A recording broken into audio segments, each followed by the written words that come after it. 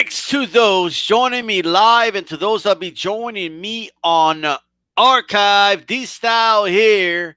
Once again, 10 p.m. Eastern Time, 9 Central, 8 Mountain, and of course, 7 Pacific.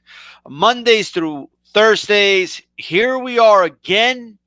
Make sure you throw a jab at that like button, the jab initiative, right? In fact, we got Senior here, Floyd Senior, who has something to say about utilizing the jab to the like button. Look, man, you can knock this son of a bitch out right now. And quit wasting time, man. Use your fucking jab, man. Use your jab. Utilize your jab. Don't waste the jab. It sets up the hook to the subscribe button and the uppercut to the bell button as well. All right. And I'm being joined here by Reggie Owens from Boxing Conversations with Reggie Owens. So what's up, bro? Oh, man, just enjoying it, man. Glad to be up on here with you. Ready to get into some of this deep boxing talk and covering some of this upcoming UFC matches going on. But glad to join you, man. And salute to everybody out there in the chat. Absolutely. We have Dark Truth in the building. DJ Mexicano de Tejas in the building. Make sure you guys jab that like button as you come in. All right. To make sure you do that. You know, make sure you guys check out the polls. If you go to D-Style Boxing, go to community page. Okay. Here on YouTube. Scroll down. We got Appreciation Week for next week. It's tight. It's tight. Bradley with a slight lead last time I checked. But we still have till tomorrow, midnight Eastern Time, for you to vote. Also, if you keep scrolling down, you get to the qualifiers. Morales with a big lead, but it's not over yet. And make sure you keep your guys alive. Froch, almost to 10% or less, he'll be gone. So make sure you vote. Right? And this is your daily reminder that this is Marcos Maidana Appreciation Week, Chino Week. Do not cry for me, Argentina. Don't do it. All right? I don't want no tears. We're celebrating. And we'll talk about that Mayweather performance in that first fight later on in the show. So you guys make sure you stay tuned in. This is Chino Week. I'm going to start off here with some boxing talk. We got Usyk, Unified Cruiserweight Champion, moving up. He had the WBO strap, so apparently when you move up as WBO champion, you can say that you're a mandatory, regardless of what's going on in the division. So apparently he's a mandatory, apparently. Hasn't had one fight at heavyweight, and he's a mandatory. Unbelievable. Much less a significant fight. But you know, that's what they're saying. So apparently the winner of Joshua versus Ruiz, if more than likely that rematch will be happening, will have to pay a visit to Usyk. Reggie Owens, what's your opinion on this whole thing, man? Man, I think it's crazy, but I think that's the history when you're dealing with unified champions of lower divisions. Once they move up, they do get the opportunity at taking those title shots. But when you look at the WBO rankings, man, they have their rankings have no real standard to how they structure things. Like you got cats like Tyron Spong, who I ain't never seen fight in a boxing match, knowing that he was one of the K1 fighters. Tom Shorts being thrown up in there at the last minute. It's just a bunch of names who really don't fit the mold of even being ranked, period. Even like a Carlos Takam, who Usyk is stepping into contention with once he gets back in there off that injury. But he has to get by that guy. So I don't even think, even with them granting him that opportunity, I wonder, does that opportunity fall away if he is to be unsuccessful against Carlos Takam? So, but for them to bypass Dillian White, I'm all with it, because Dillian White hasn't done the things that someone who's vying to make a step towards championship contention, he has done none of that. So I'm happy with him being railroaded. But there's no other fighters within the division that seem to be complaining or seem to be excited about becoming champion. So if Usyk is the one excited about being a champ, I'm all with him getting that shot. Well said, man. I mean, I agree with a lot of that. I just wish that, I mean, if he's going to fight Takam, it's a good fight. You know what I mean? If he wins that fight, why not? He is unified cruiserweight champion. I just think it's crazy that just in general that a dude could move up in weight class and just be a mandatory. To me, that's sets a very bad precedent, but I guess it's already the precedent, right? So that's what happens. And, you know, it's technically in his right to do so. So he's exercising that right. Reggie, do you think how do you think if Joshua wins, how do you think he'll match up against Usyk, and how do you think Usyk matches up against Andy Ruiz if he wins? Against Joshua, I think Usyk will have greater success against Anthony Joshua just based on Joshua's lack of mobility. Usyk will be able to move around that ring, stick and move on Joshua, make him waste a lot of punches at him, you know, overcommitting the punches, missing things, Usyk having the ability to catch a lot of his punches, rolling with him, and just breaking Joshua down. So I think the fatigue factor will become an issue with Joshua due to his lack of mobility and Usyk's ability to endure. Usyk has shown great ability, but that was over at the cruiserweight division. I think with the extra weight, he will find himself strong enough to be able to compete with a cat like Anthony Joshua, but a cat like Andrew Ruiz, that's a different situation. That big dude can move. He's very fluid. A lot of power on his pop, and he'll get in there bang with Usyk. He's not a dude who's going to fatigue Ruiz. For a big guy, big intelligent dude. He paces himself properly, and he'll end up breaking Usyk in that fight. So I think it will just be kind of the two different pictures that's painted when those two when you kind of set up that fantasy match between those two. But it's all due to Joshua just lacking the attributes to be able to compete with a fluid athlete such as a Usyk coming in there. And I just want to see where Usyk's power is at. But I don't think he needs power because it doesn't take too much to hurt Anthony Joshua once you clip him. So that's what I had on that one.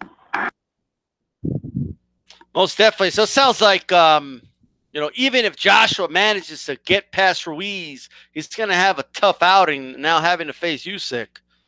You think Usyk basically matches up better with Joshua than Ruiz, if I understand, right? Yeah, most definite. Because Joshua, even with all that mass he has on, he looks physically domineering. It's all a falsehood. He doesn't rough fighters up. He doesn't use the weight. He doesn't push fighters around. I think he's a fighter who someone can, you know, muscle around, push around, start to wear down. Ruiz, he's everything about that weight. Everything with that weight, he can utilize it and he can move it. It'll become a tough issue, and he can take a punch, man. But it's I would love to see that matchup. Matter of fact, I would love to see what Usyk. You know, I was denying Usyk in this division. I want to see what he does. But if he can't pass the Takam test, I don't think he has a place up in here. But if he's competitive with Takam, based on how Takam was able to be competitive against AJ, I think he would move through AJ just by wearing him down. I don't think he'll give AJ the type of ass whooping that Ruiz gave him, but he'll be able to, you know, slowly as they go deeper into the waters, he'll be able to drown Anthony Joshua. And as long he'll keep the pace moving, he'll keep that pace at a rhythm in which Joshua cannot keep up with, and that'll start to tax Joshua. But Ruiz can maintain it. That big dude is in great cardio condition and great physical shape, as long with the physical strength. So, Absolutely, man. The Takam fight is definitely a test. and we're going to learn a lot about Usyk in that fight in terms of the heavyweight division. Sometimes cruiserweights move up and they look spectacular. Sometimes they move up and it doesn't work out, right? But we're going to see, man, it's definitely a good fight for him, that the comp fight, and it's going to give us a better measuring stick to kind of, have a better understanding of how Usyk's going to do in his division. And you guys are listening to D-Style Boxing Live. I'm being joined by Reggie Owens. You guys can catch him at Boxing Conversations with Reggie Owens here on YouTube. He does do, sometimes I wake up in the middle of the night and Reggie Owens is on YouTube, all right? Midnight Boxing Talk. You guys make sure you check him out. Good, great channel, right? I want to go to this now. Canelo, I know I've been talking about the dude, but holy shit, man. Every day there's a headline. Apparently the Canelo camp is out here telling people that they've reached out, to Andre, right? That they've reached out to Andre. And I don't know if I believe them, man. I think it's all, I think they're saying that so people could be impressed that they're trying to find different opponents. Do you believe them? Or are you taking this serious, Reggie, as far as them wanting to fight Andre, supposedly? Heck no, it's crisis management. That's all it is. Them trying to save face. They're getting a whole lot of backlash over the moves from Canelo. And also they're starting to look more in debt of what that the franchise tag is. And a lot of people are looking at it as him being stripped. And that's clearly how a lot of his fans are defining it. The sports world is defining it that way. And now they're trying to reach out to, because the Kovalev situation is falling apart. And I think what was the other cat up there? Callum Smith situation fell apart. So now they want to throw out the Andrade name, but I don't think it's true, because Andrade's added, kind of a rebuttal to that and kind of put it in the frame of they're lying about it. But hell no, they're not seeking that Andrade fight, but he may be forced into it. I think the walls have closed in on this dude, and they're forced to do it. And it's sad for Canelo to go this route, being that he has all the skills, he has the attributes to be anybody within that division. But if he's lacking a heart, ain't no way. Ain't no way. Well, I got to tell you, man, just like in economics, economics is about, supply and demand. In boxing, demand matters. Fans need to demand. Okay, I don't care if Canelo's your favorite fighter. I don't care if you're a big fan of Canelo. I don't care if Canelo inspires. I don't give a shit. I don't care about the people pull out this dude's resume like he's applying for a job or some shit. All right? He doesn't get a, jail out a free card for the rest of his career. He doesn't get I don't have to face my mandatories. I don't have to face the best out there for the rest of his career just because he has a decent resume so far. All right? At the end of the day, Canelo needs to step up or shut up. He needs to fight Andrade or Charlo. I'm not accepting anything less. All right? I don't want to hear about no Munguia. I don't want to hear about a catchweight fight with Kovalev with a 6-pound rehydration clause. You hear about that, Reggie Owens? Heck, he put in the restriction. No, I didn't hear about that, and I forgot about the Munguia thing. But I want to go after you make your point on that. Go ahead. Yeah, see, I didn't even know about that, man. That is something that has to be made more public so people can really get a real in-depth look at how questionable Canelo career has become when it comes to him taking on guys of great challenge. Man, that's something beyond me. I didn't even know he was trying to do that to Kovalev, and that's crazy. But also with Jaime Munguia, like, where the hell did they pull Jaime Munguia's name out of the bag? This dude ain't even done the work at the division he holds the title in, but all of a sudden they want to call on this dude when, like I state, there's food left on the plate at 160 that Canelo hasn't scraped yet. But for them to throw out a Jaime Munguia, that's probably another thing that has really drawn people against Canelo, Oscar De La Hoya, and DAZN this period. All of them are kind of in collusion of this whole jacking the whole the whole game up. But then again, the sport of boxing has to go around folks like that. Folks who add roadblocks, who do not give fans what they demand. There's other skin within this game of boxing, man. It has to be a new day for a new star. But that's cold blooded. I didn't know he's trying to do that to Kovalev, and that's a coward. That's a coward type move right there. Absolutely. I want to give a shout to Cali Enigma Sports Entertainment in the chat. Mr. Doc in the chat. He says Munguia barely beat Hulkster's shaking my head. Hulkster, okay. Munguia would get ruined. Absolutely. Let me tell you something, man. Munguia would get destroyed by Canelo, right? I don't like seeing deer getting hunted in cages, okay? So I don't see the, what's the purpose of that? And what's the purpose of this? He's going to be a sitting duck for Canelo. It's the easiest fight since the Angulo fight for fucking Canelo, right? Well, we don't need to see that, okay? He needs to step up and fight the best in his division, right? And as soon as, let me tell you something, as soon as he announced this Kovalev thing, I knew he was not going to fight Kovalev at his best, man. Like, I just knew it, all right? I knew, like, there was going to be some restrictions, okay? I knew there was going to be some type of catch weight and a ridiculous rehydration clause, right? I just knew it. I knew there was something fishy about Kovalev turning down $5 million because I thought to myself, why would it, like, Kovalev's going to outweigh Canelo by at least 30 pounds in that fight. Okay, like if he really comes in and rehydrates the way he did against guys like Andre Ward, and there's just no way that Canelo's going to fight him like that. He's going to try to get every advantage possible. And Exhibit A, ladies and gentlemen, Exhibit A, right? If you're going to be doing that crap, then don't fight in that division then, right?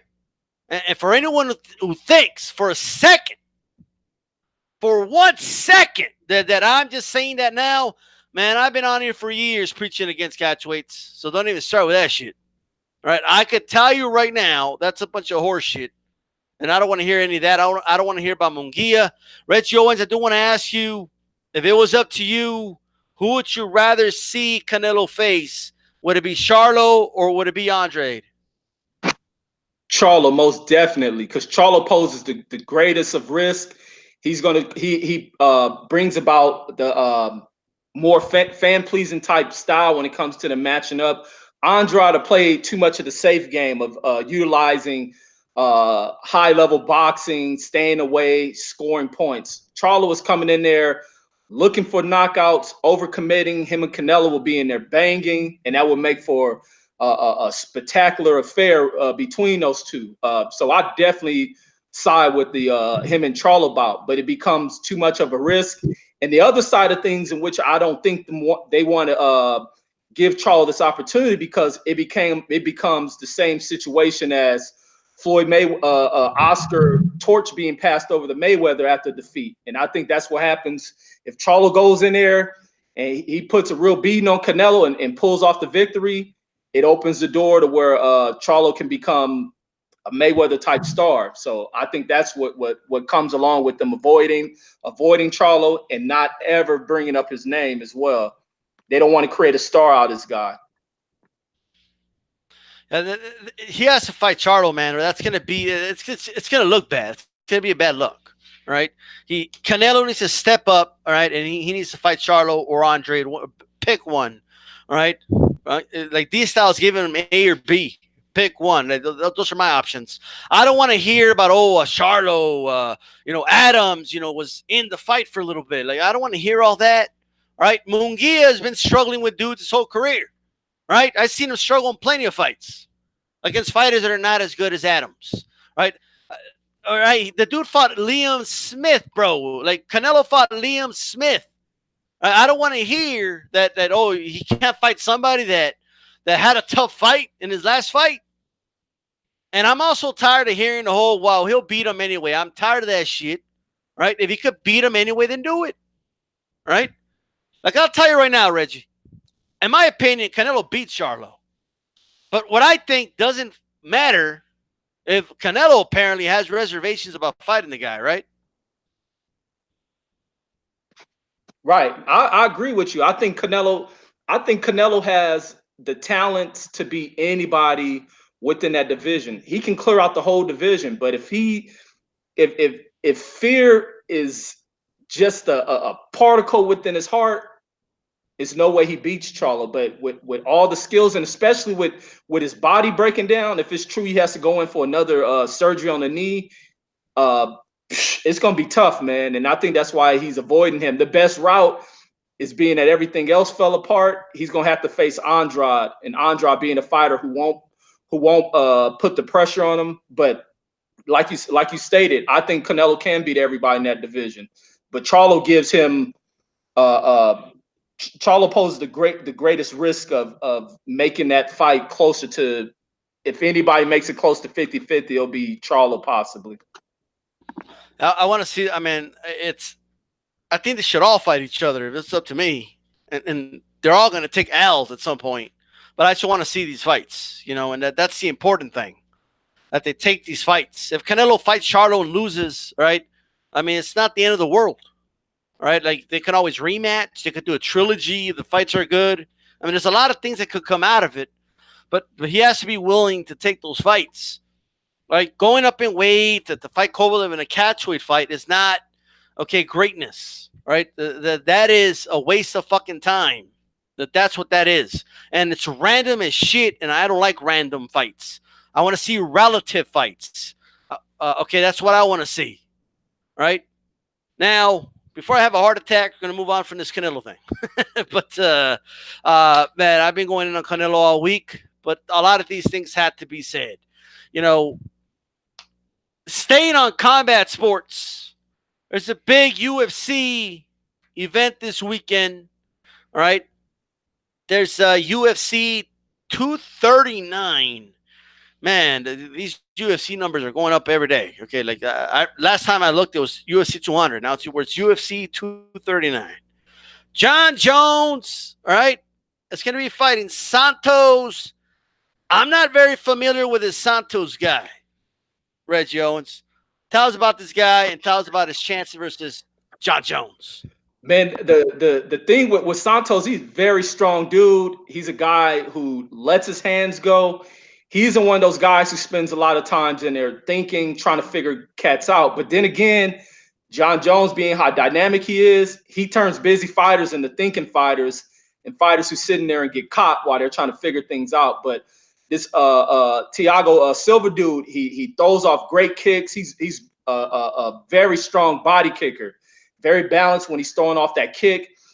And along with throwing off his kicks is he's returning punches right behind the kick. So once he comes down, he's letting those hands fly, and he's very fluid, very great at countering a lot of punches when it comes to the UFC type fighter. So I don't know if he has a little bit of boxing background, just based on the way he gets off these punches. He lets his hands go. He's very heavy fisted. So I'm pulling for Jon Jones in this one, but I'm a little bit nervous about this, being that like in boxing, where one punch can change everything. This dude has the one punch that can change a lot of things. And a lot of the defeats he suffered were at lighter weights. He may come in here being that he doesn't have to sacrifice a lot, cutting weight, to where he's in full form coming into a fight with Jon Jones. And we've seen Jon Jones struggle once against a guy who can stand up with him. So I want to see what this guy does. But as long as this guy just goes off of instinct and doesn't sit in there thinking, trying to figure Jon Jones out,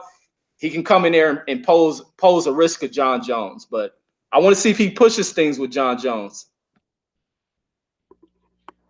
Absolutely, man. And I do want to give a shout out here to Scrapbook Boxing in the chat.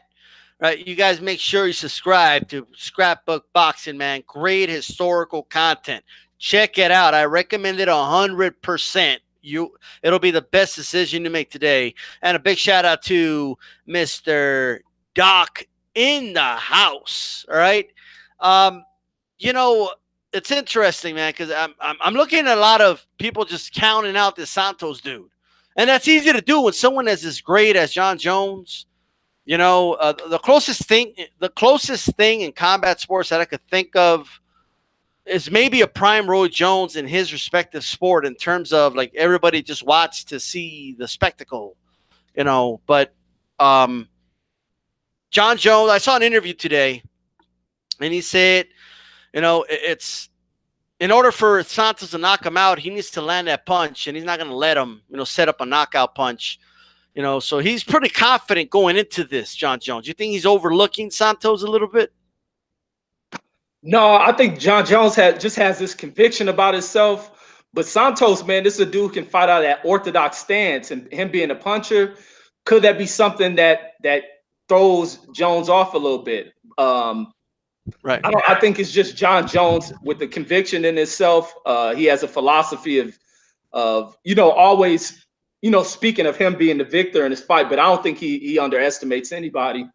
But he's gonna have to take this Santos dude very serious. Because matter of fact, Santos railroaded the career of that one dude who they thought would be a challenge to Jon Jones. It was that Jimma Moawa or something. His name was another rising knockout artist within the 205 division that Santos made easy work of, knocked him out. But the dude has heavy hands, and him fighting out of a southpaw position, man, I don't know. I don't know. Hopefully Jones ain't underestimating this dude.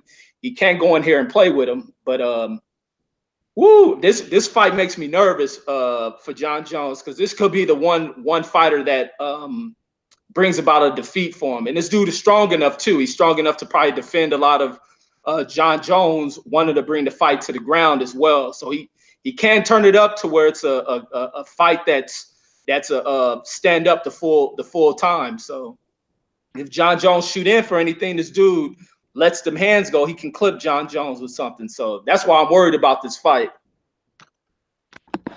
I'll tell you what, man, Jon Jones, very well-rounded, man. I'm definitely looking forward to watching this fight.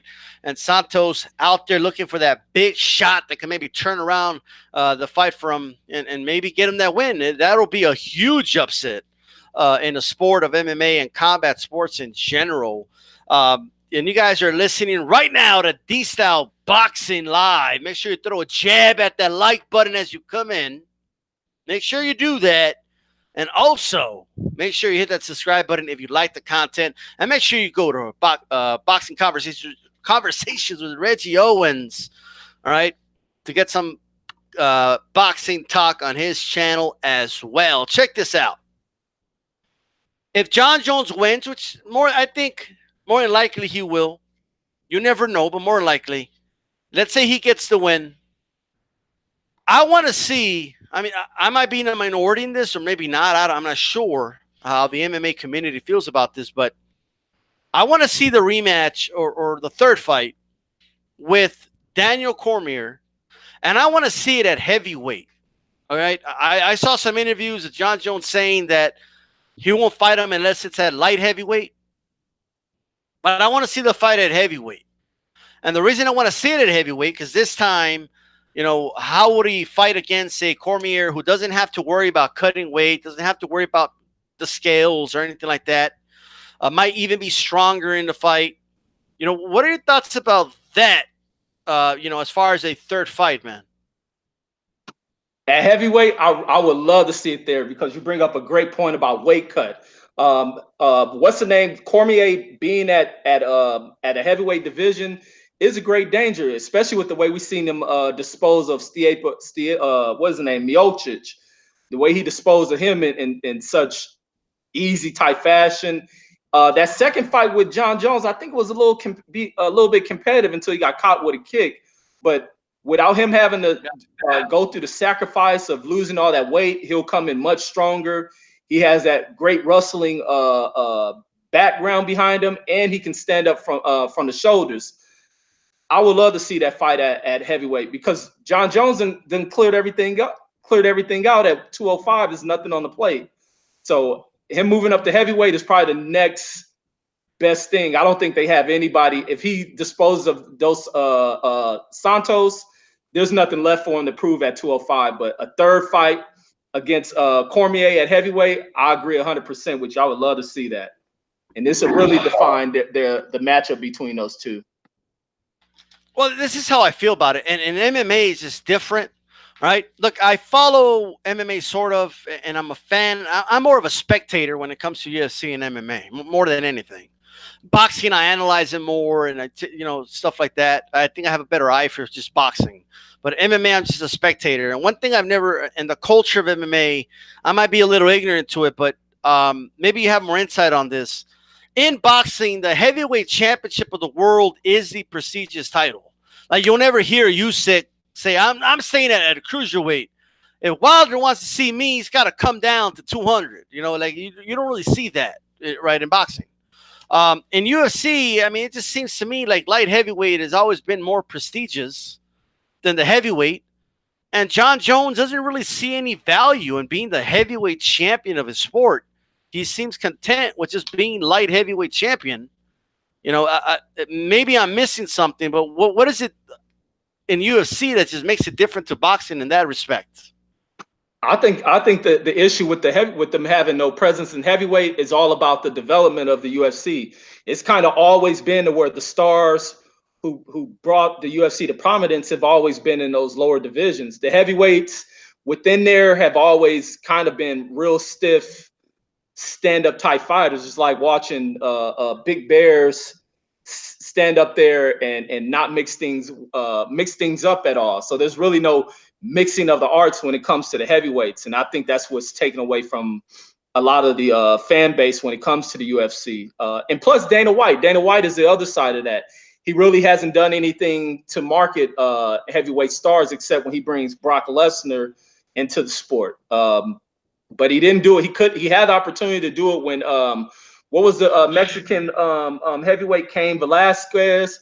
He had the Brazilians dominated for a while. He did nothing to promote those guys. But I think it all falls on behalf of Dana White, and Dana White picking and choosing who he wants to make a star, who he puts the marketing behind. But I think that's where the heavyweight division has fell short in the UFC. Very good point. It's just like an observation I made. I mean, what I do know is that UFC, as we know it, it's not really the start of MMA. There's a lot of like Vale-Tudo from way back when, right? But in terms of UFC history, I'm not sure about Vale-Tudo, but UFC, I mean, it started with no weight classes. There was nothing at the scales, no rules, right? It pretty much started the way prize fighting started. Okay. And they both kind of did the same things. They were bare knuckle at first, and it introduced gloves. In boxing, it evolved into Marquess of Queensberry, where they kind of regulated it to a point where it was just a fist fight at that point with clinching involved. And then, of course, UFC kind of evolved to what it is now. Like, they wear gloves, they're sanctioned as well. And they have, it's more of a free fighting, or you can go to the ground, you can kick, you can elbow, knee, whatever, right? And also there's, that more freedom, they have that. But the one thing, and they have rules, you can't hit in the back of the head, you can't soccer kick now. So they're slowly developing into this. But what I do know, what makes it different is that in boxing, heavyweight was the division. It was the marquee division and the darling division. It was all about heavyweight at first, and other weight classes came after that.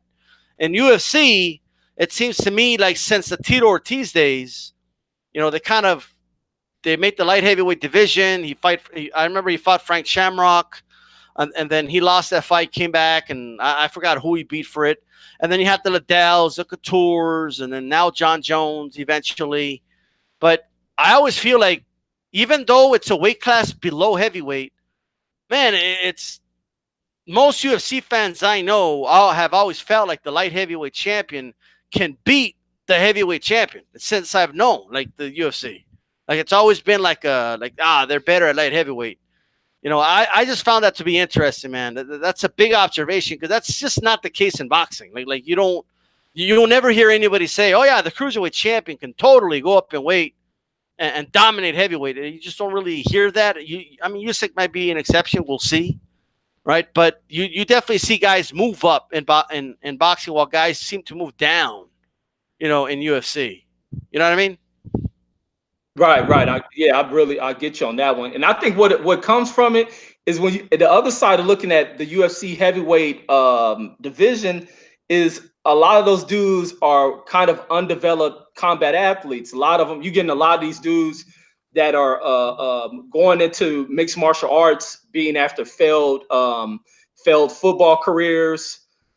Some of them have reached, there's really nowhere to go in the path of becoming collegiate wrestler, Olympic wrestler, and they're going into this. And the only tool they have is these wrestling tools. And when you get them in there, some of them can bang, some of them can punch. And I think that's where the development are attracting fans to that division, where it fell short because the lacking of entertaining type style. Nobody wants to see a bunch of big dudes wrestling each other to the ground, trying to go for arm locks and shit like that. They want to see heads getting knocked off. But they have a knockout artist right now in the division with Francis. Derek Lewis could have been one because he can punch, but he lacks a lot of the tools. He's just a heavy puncher, but he lacks cardio. He's weak in the midsection, things like that. But Francis seems to be only complete one, and Stipe at one point was, and Overeem, but it was Dana White. Dana White's at fault for all this shit. Yeah, man, it's just interesting. Another observation. This is observations in boxing. You know how it is. Guys start in a lower weight class, and then they kind of start moving up in weight over time. For the most part, there's some exceptions here and there. If they might go one weight class down and then move up as their career progresses, but for the most part, guys move up in weight. Like Mayweather started at 130, and he ended his career at I guess you could say 154. He fought Cotto there, right? Pacquiao started, the whole, he started at 106 and now he's at welterweight, right? Guys generally just move up in boxing. In MMA, I've noticed that guys move down. Like it's crazy. Rashad Evans was a heavyweight in the Ultimate Fighter, then he was a light heavyweight, and then he ended his career as a middleweight. Like I don't understand. Damian Maia moved down in weight. I think Bisping was a light heavyweight, and he moved down. Like it's a lot of guys that just moved down in weight. I just find that strange. I don't know if you have an answer for this, but do you kind of know why that's the case? No, but it's funny you bring that up because a lot of the MMA fans were the ones coming over to the side of boxing, being critical about weight bullying, and it's going on. It's kind of the regular thing going on in the UFC. But you bring a great point. Maybe I think a lot of them are doing that to try to get advantages on size, going down fighting smaller guys. Because matter of fact, that's kind of the thing that Conor did early in his career, is going down there fighting the smaller guys. When he went up in weight was where he should have always been at, because he's much bigger than that. But yeah, you're absolutely right. A lot of these mixed martial artists are moving down in weight to trying to take on small, challenge fighters that are smaller than them, giving them size advantages and crap like that. But I couldn't even give you an answer for that one. And it's funny that the whole weight bullying thing that was once injected into boxing, new injection, was coming from fans from the UFC side of things, speaking on that, when it's going on clear as day over in the UFC. That's crazy. Most definitely. And you guys are listening to DStyle Boxing Live, man. We're on 10 p.m. Eastern Time, Mondays through Thursdays. Mark it down in the calendar. I'm being joined by Boxing Conversations with Reggie Owen. Check out his channel for more boxing content. I want to go to the next fight, man. Holm versus Nunes. Holly Holm is a former boxing world champion. She's the only combat sport athlete that I know of that's won both major titles in boxing and MMA that I'm aware of. And now she's going to be challenging the two-division cyborg conqueror, all right, Amanda Nunes. Both these, I think the one common opponent that I know of is Ronda Rousey. Both these women destroyed Ronda Rousey. Nunes did it in much faster fashion, but Holm did do it first. This fight, man, what are your thoughts, Reggie? Because, and matter of fact, they share Cyborg as well.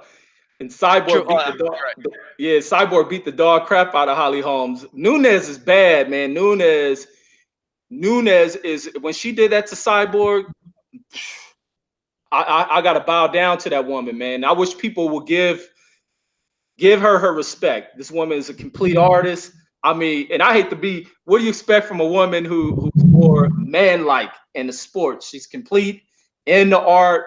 She takes mixed martial arts very serious, and a lot of women who come in there are at a deficit. This woman is the complete package. Holly Holm's facing a very steep climb to defeat Amanda Nunes. And unless Holly Holmes did some incredible shit in training camp, because I think that's, with me, that's where it always boils down to what a person is putting in within them camps. But also, Nunes is probably putting in double of what her opponents are putting in their training camps. It'll just take for Amanda Nunes to take an opponent lightly, not putting in the full work that got her to becoming a champion. But her tools, everything Nunes has in her tool bag, I think is way too much for Holly Holmes. Don't want to count Holmes out, but Holmes ain't Ronda Rousey. And all their common opponents, in both of their common opponents, Nunes disposed of both of those athletes in a greater fashion than Holly Holmes did. Right. The important thing to note here is two things. Okay. Many people will say, well, Holly Holm is a former boxing world champion. Well, one, she's no longer in her prime. That's number one. And two, in boxing, you're not in a boxing match. You're not worried about takedowns and kicks and, getting kneed in the face in the clinch, Muay Thai grips and clinches and, throws and, again, you're not worrying constantly about someone shooting at your legs with a double leg or anything like that. So that's very important to keep in mind, right? Another common opponent I forgot about was Miesha Tate, right?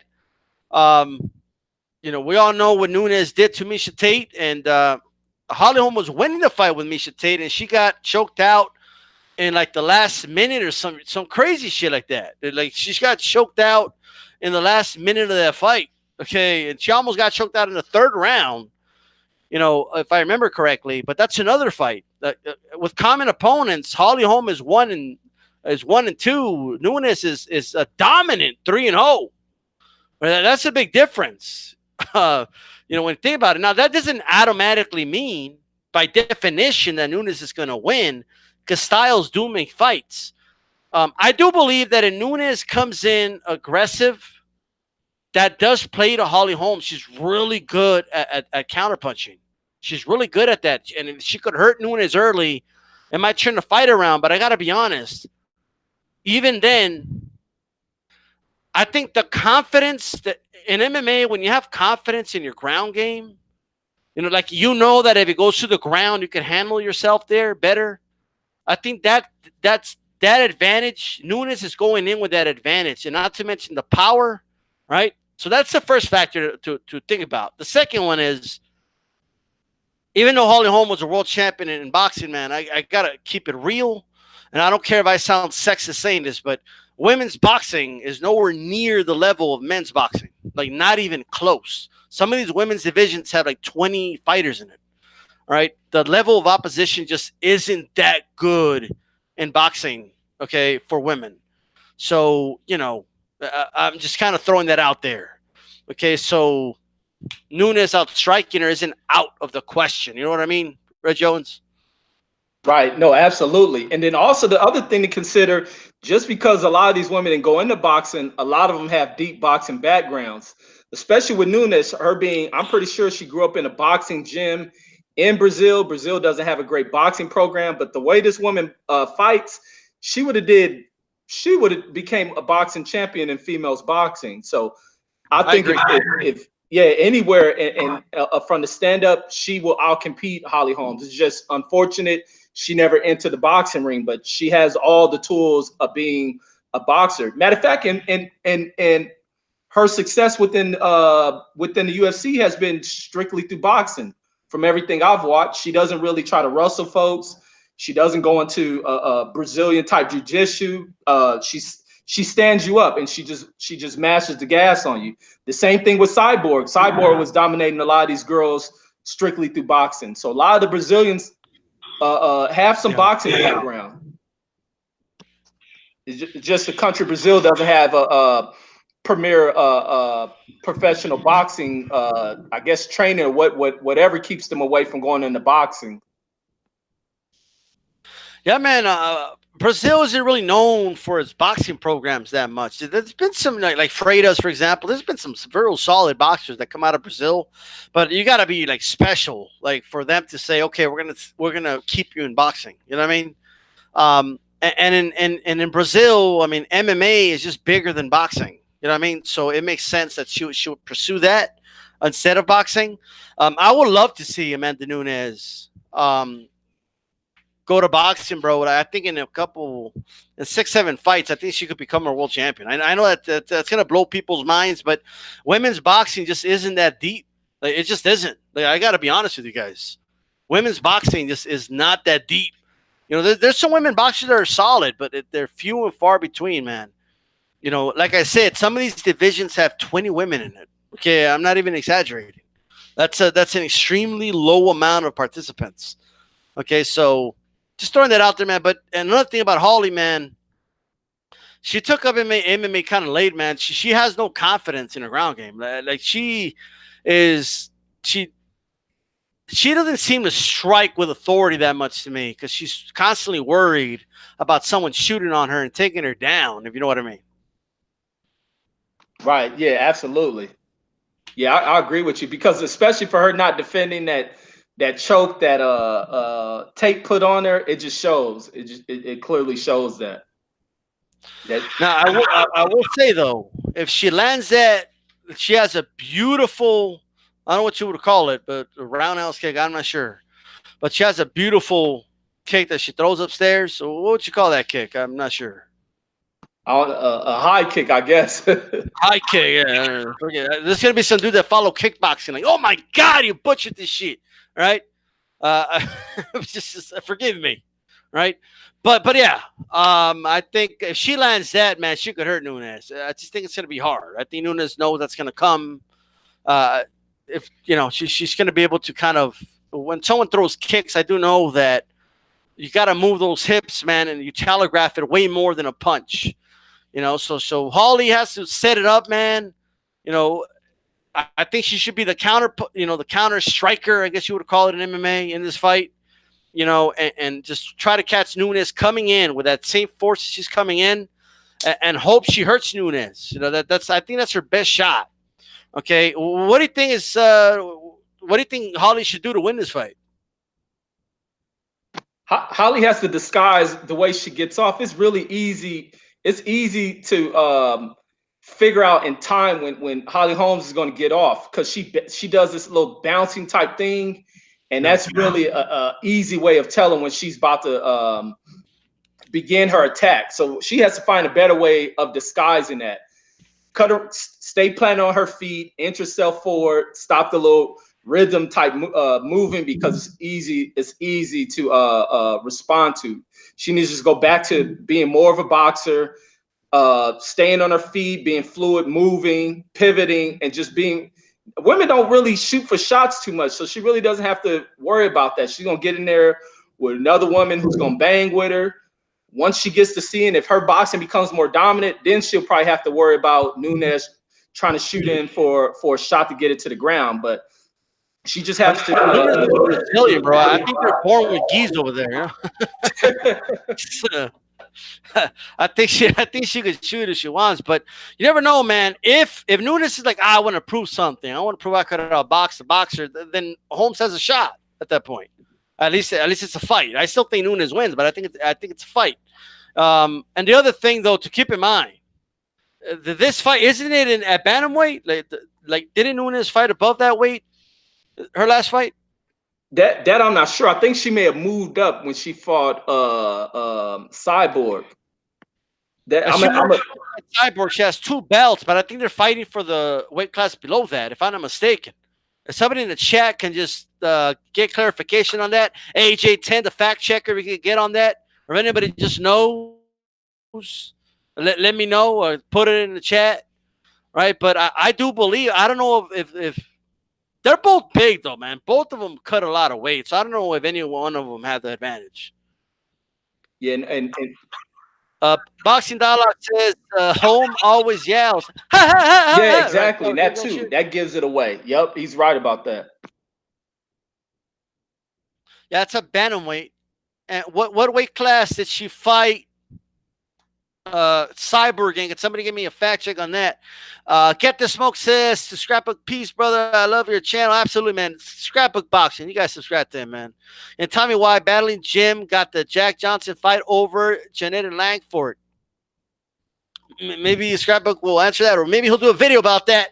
It's something to look out for. All right. 135, which is featherweight. Yeah, dude. That she's going back down to fight Holly. Nunes is.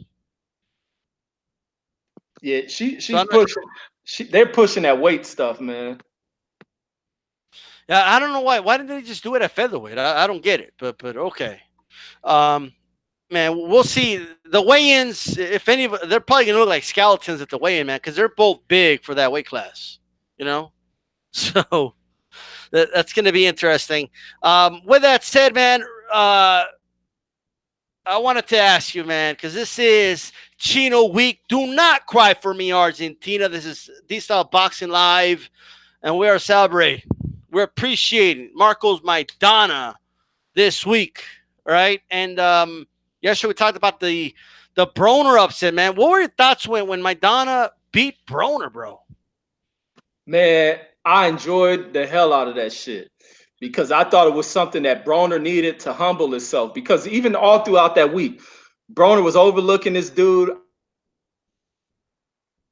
I remember hearing it come out of some of the folks from the Mayweather camp about he was overlooking this guy. He was not getting his rest. He's hanging out with them, being up late at night. The whole way he comes into when he enters the arena, he comes in there on that foolish act, not being focused and locked in.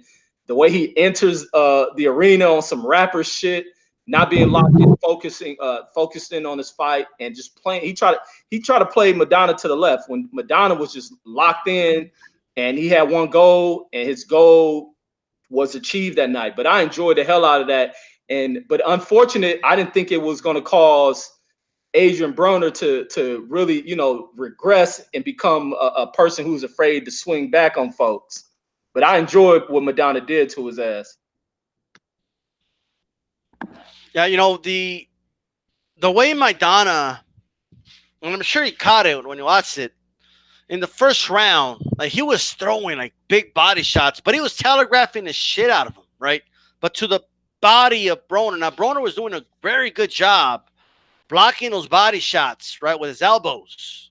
Because he saw them coming, But I think round 2 or round 3, Maidana again telegraphed it the same way, but this time he went upstairs and he clocked Broner and dropped him. If you remember, Broner just landed against the ropes.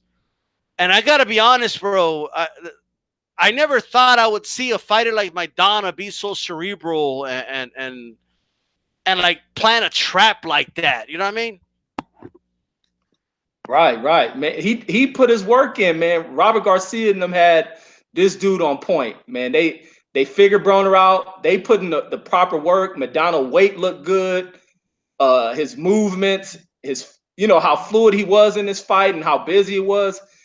They came in here determined, and I believe they studied Adrian Broner to the damn T. They at least have to watch 3 hours of footage on Broner each and every day, along with that training camp, because he had Broner's number, man. Yeah, he had his number. I'll give Broner this, bro. He doesn't get enough credit for really showing heart in that fight. Because he took some hellacious shots, man. He even made it competitive for a couple rounds until he got knocked down again, if you remember. Like, they were kind of exchanging at one point. Maidana caught him again, dropped him. Like, Broner fell to a knee.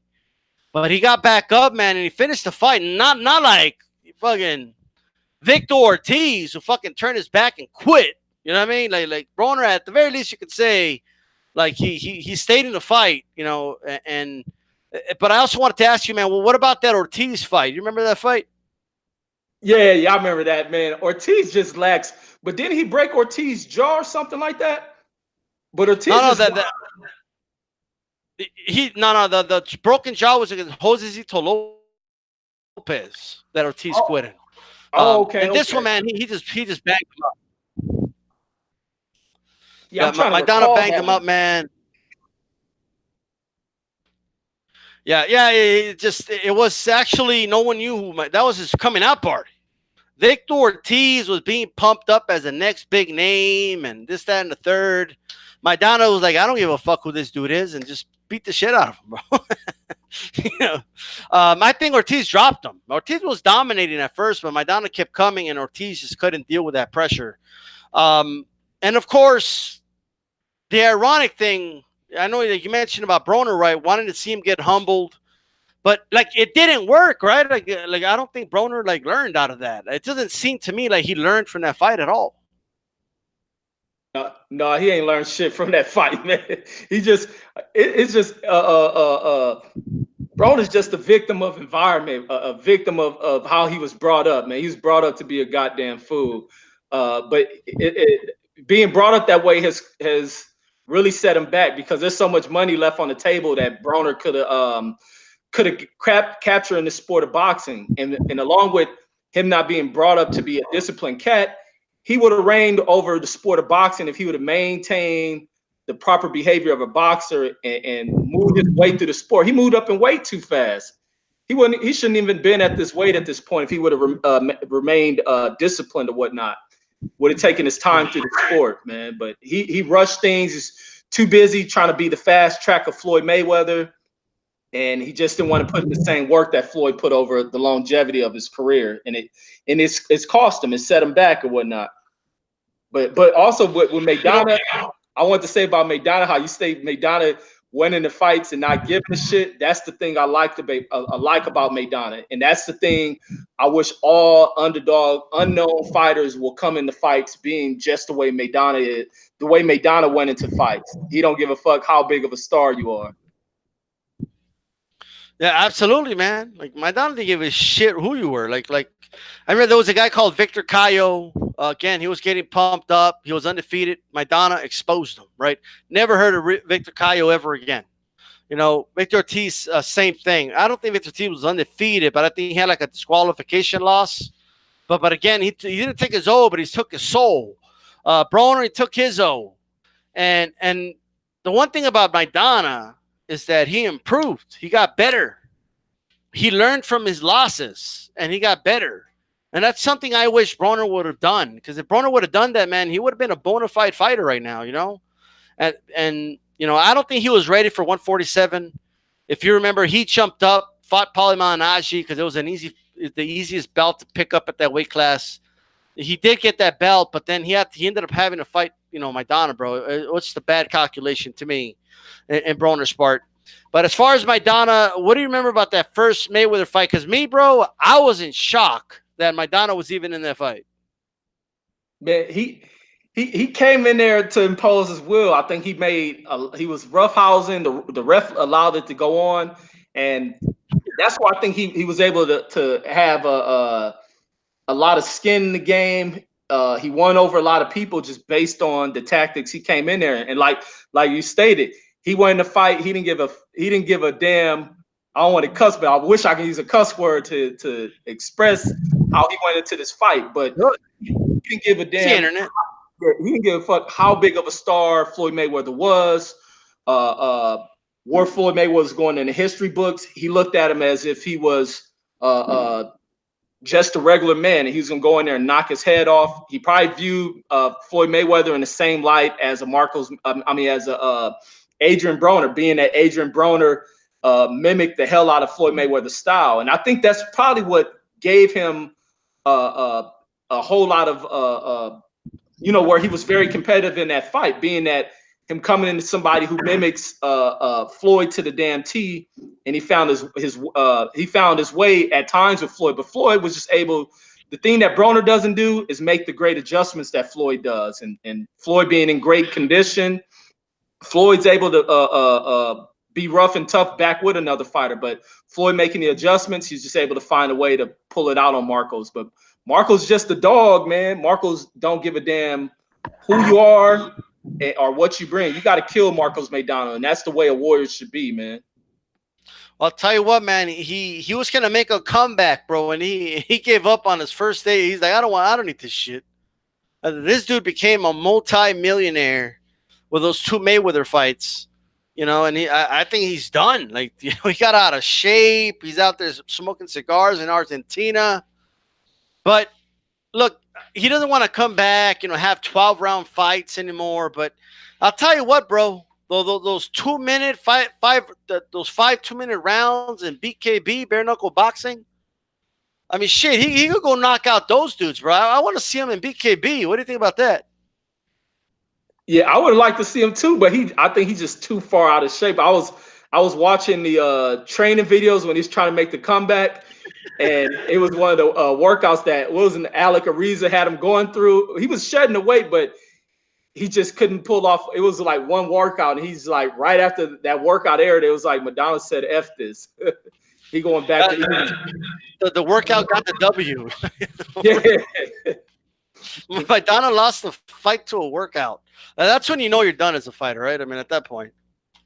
Yeah, it's all over. If you can't put the work in, putting that physical work, yeah, you might as well hang him up. But he has a career that people are going to talk about, man, especially with the work that he went in there, was competitive against Floyd.